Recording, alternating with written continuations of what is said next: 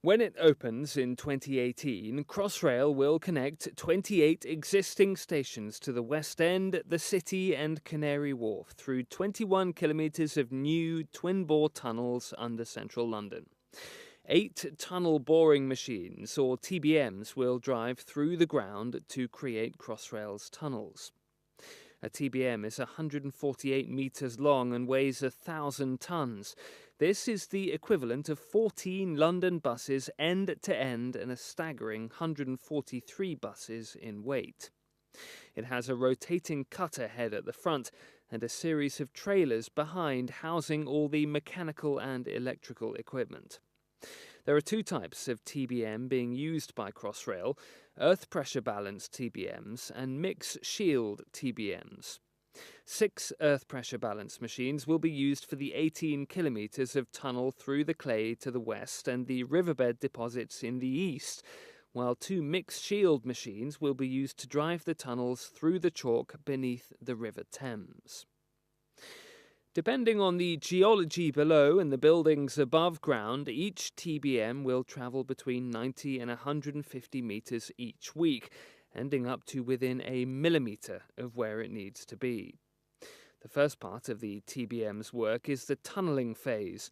The earth pressure balance TBM has a cutting wheel which is pressed against the tunnel face by hydraulic cylinders.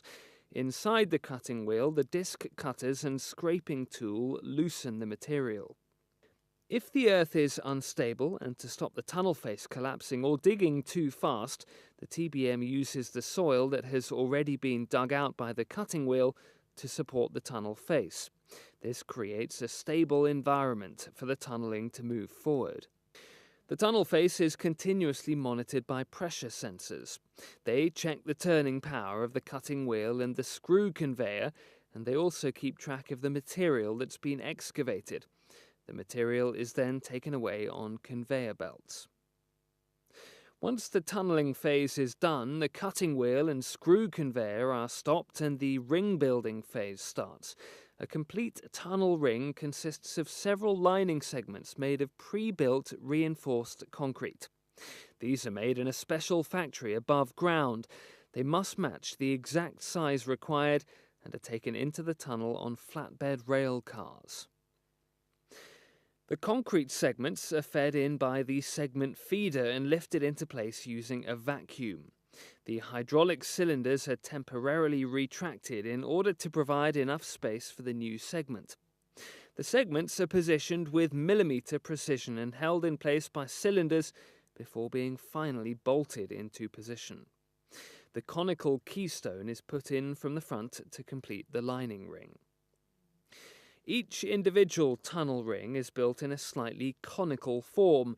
This means that curves can be built along the tunnel route by changing the direction of the cone. The hydraulic cylinders are extended again to secure the segment into position.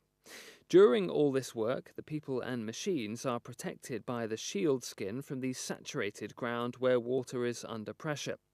All the readings are displayed on monitors in the central control cabin and fed back to the machine operator. Once each section of ring building is completed, the next tunnelling phase can start. The mixed shield TBMs dig in a different way to the earth pressure balanced TBM and will be used for tunnelling in waterlogged conditions such as below the Thames. Mixed shield TBMs use bentonite, which is a slurry of clay and water, to support the excavation face and act as a suspension medium for excavated material. The excavation chamber is behind the cutting wheel and separated by a submerged wall from the working chamber. The excavation is completely filled with bentonite and the working chamber is approximately 2/3 filled.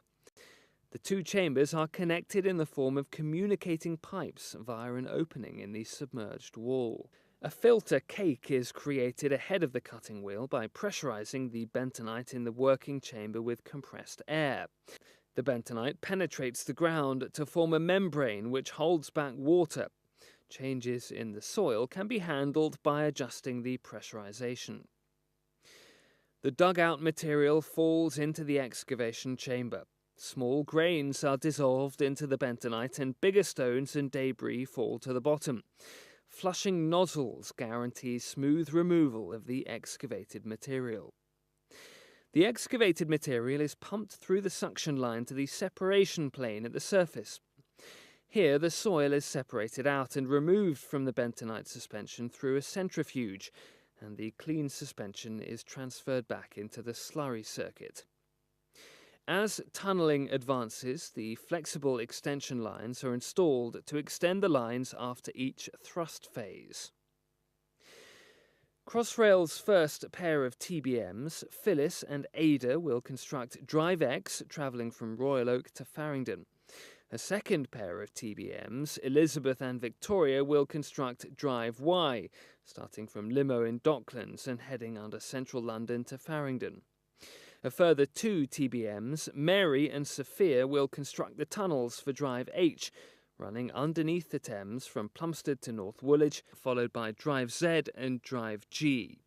All the tunnels will be completed by the end of 2014, a significant milestone in the programme to build the largest addition to the South East rail network in 50 years.